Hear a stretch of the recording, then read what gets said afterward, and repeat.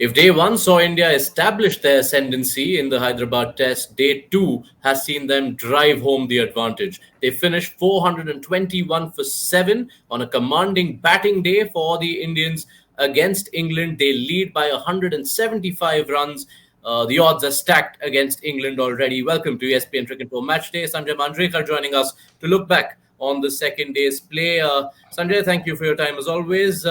Pleasure. Absolutely comfortable is perhaps the only definition for the Indian batting display you look through. And I think, barring the Ashwin run out, there has never even been a phase of 10 overs where England managed to strike twice. Yes, and complete dominance, and India now, as they say, in the driver's seat. We are now getting a better understanding of this England team that has come here, came with quite a reputation of being, one of those very different test teams, and India was expecting some kind of a challenge, and there was some promise shown with the way they batted in the first innings, but I'm sure we'll talk a lot about their spin bowling attack. Yeah, spin will dictate a lot of this conversation. But let's start first with the good, which is the Indian batting. This score is built on 380s. You saw Yashashvi Jaiswal, who finished overnight on 76, fall early. But then there was an 86 from KL Rahul, who's batting outside the top three for the first time in a home test. And Ravindra Jadeja finishing 81 not out. Let's start with Rahul. Sanjay seems to thrive every time he's in a new situation for the first time. He had an early let off, but seemed pretty comfortable for the length of his stay. What stood out for you the most about Rahul's knock?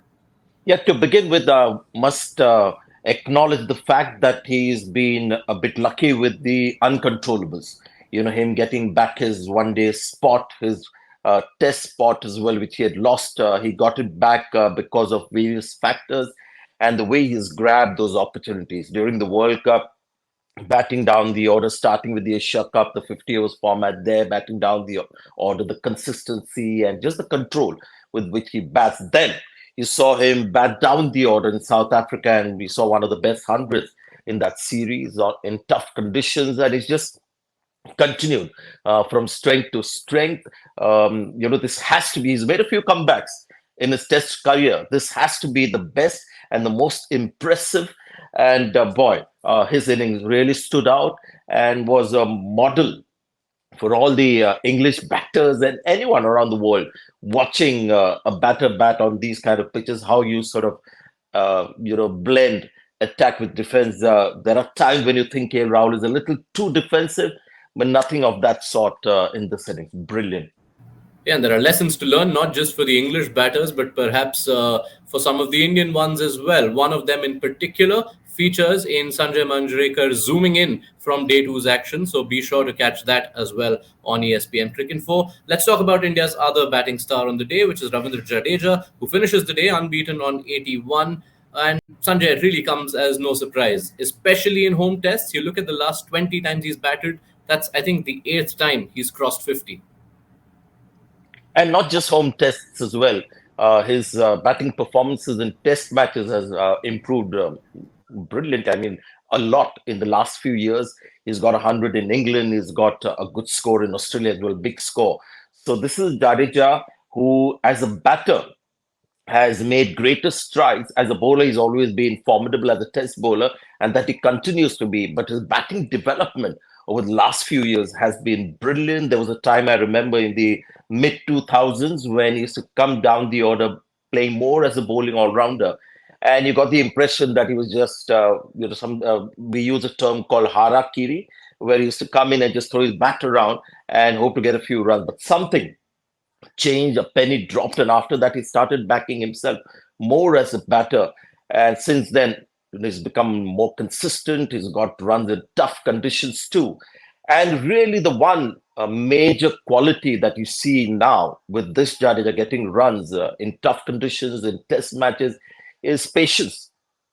For somebody who's batting down the order at number 6 and 7, who's also got bowling as another skill to fall onto, it's amazing how much of a prize he puts on his wicket. Today as well, when you saw him after the Ashwin run out, he didn't let it rattle him. I remember from 60 to 70, he took 10 overs to go from 60 to 70, even during the end of the day's play with the extended half an hour. There was no rush from his side. He's got the big game. We saw a six today that he played, and there were some very ordinary bowlers on display. But just reining himself in, keeping his patience despite having an aggressive streak, is what sets this Jadeja, the batter, apart from the Jadeja that we saw in the past. So I find that quality admirable. Right, so a lot to admire about India's batting, but as you have set up, they were helped by England spinners. The obvious question, I guess, to ask from the outside is that on a pitch where India spinners did so much so early in the game, why were England spinners as ineffective as we saw them on day two? See, when you see anyone doing the best that they can, there's nothing you can say about it. You can't be critical about that performance or that effort from any individual who's doing the best that he can. And that is what you're seeing with two of the three spinners that we saw. Um, Hartley and Rehan Ahmed. Forget about not having enough test experience. Have a look at the first class experience that these guys have. I think Hartley's got about 15 first class games, Rehan Ahmed maybe 10 first class games. So all that comes into play.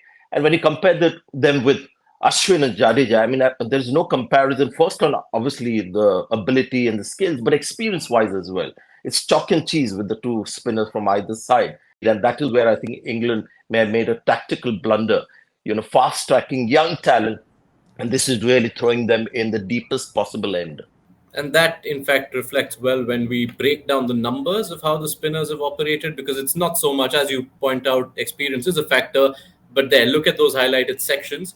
The number of full tosses and the number of short of length balls bowled by England spinners, that alone is 38 balls, which have cost them 84 runs, which, in the context of the game, is one third of the score they had put up with the bat in itself. That's a shattering stat. I mean, that is unbelievable. Almost 100 runs in a test match on a pitch like this that we have been conceded by bowling full tosses. Now, you can maybe say, a couple of them would have been batters actually going down the pitch and converting some good balls into full tosses, but we watched every ball that was bowled. There weren't too many of those. So that's again where not so much experience, just bowling a million balls in your life. That's how you get accuracy. That's how Ashwin has got accuracy. Jadeja as well. And a wrist spinner on a rank turner is not the greatest option, and that is why India left out Kuldeep Yadav and played a finger spinner. And Akshar Patel will come into his own again in that second innings. So, that stat is just a reflection of the inadequacy and maybe in many ways inability of the two spinners without being critical of them. You've got to accept that as just a fallout of them having not played enough first class cricket, test cricket, and maybe haven't bowled as many balls in their lives. So then the obvious question becomes of the decision making, doesn't it, Sanjay? That as much as the conditions may dictate that, oh, this is a spinning surface, if you don't have experienced spinners, but you happen to have someone who's about to touch 1,000 international wickets sitting in the dugout, someone like Ollie Robinson as well, not just James Anderson, it's not just a hindsight call, so you have been playing them. Yes, let's see how England go, because as I said, it's going to be unfair to be critical and drop certain spinners from this test match because of lack of performance, because they did the best they could. But it's something we talked about in the preview as well before this test match, that if you have quality bowlers who happen to be seamers, might as well play them. You had Bumrah getting a couple of wickets, one with a slow ball, one good delivery to get Ben Stokes out. So if you're a quality bowler, you'll find ways of getting wickets. And it's something we maintained. We did the preview together and we thought Jimmy Anderson would always be a better choice as a seam bowler on a pitch that has nothing for him, as opposed to a young rookie spinner. And we've said this over the years as well. Teams that have come to India and have played spinners just because there are turning pitches available. We gave the example of 2004, wasn't it? Yash, of Glenn McGrath, Gillespie, bowling on rough pitches and making an impression, winning matches for Australia. Yeah, that will be something England will have to chew on in the gap between the first and the second test. But just speaking within the game itself, Sanjay, Have some tactical moments from Ben Stokes surprised you or disappointed you? You can think of, we discussed the usage of Hartley on the first day. This morning began with them paying heed to your suggestion on Joe Root. It paid off immediately, but within 4 overs, Joe Root was taken off. We also saw KL Rahul early on in his innings. There were no mid on placed, and he got a few boundaries away, which got him going.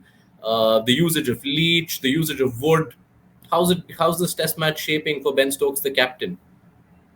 We could perhaps give the benefit of doubt to Jack Leach because we have learned that he's had a bit of a niggle and hence wasn't used as much as we would have expected. At the end of the day, when you assess a captain's performance with regards to his bowling changes, you look at the number of overs bowled, and if you got the best bowler, the bowler who's troubled the opposition most, bowling the most overs, then that is good captaincy. But you'll find that Hartley has bowled a lot of overs without really troubling the batters, conceding a lot of runs. So that will obviously raise eyebrows. But he was hampered by the options that he had.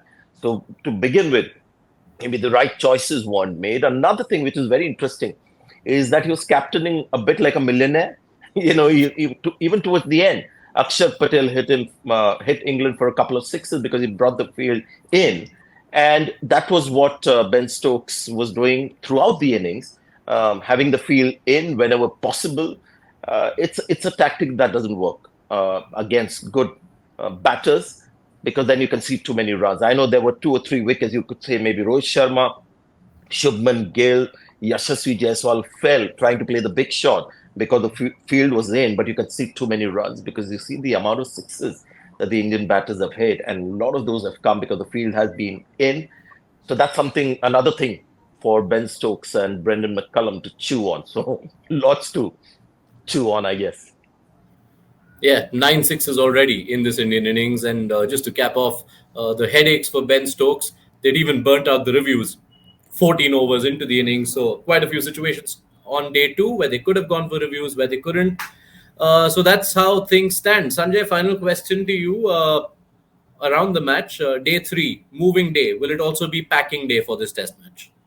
Well, that has become the trend, the new trend.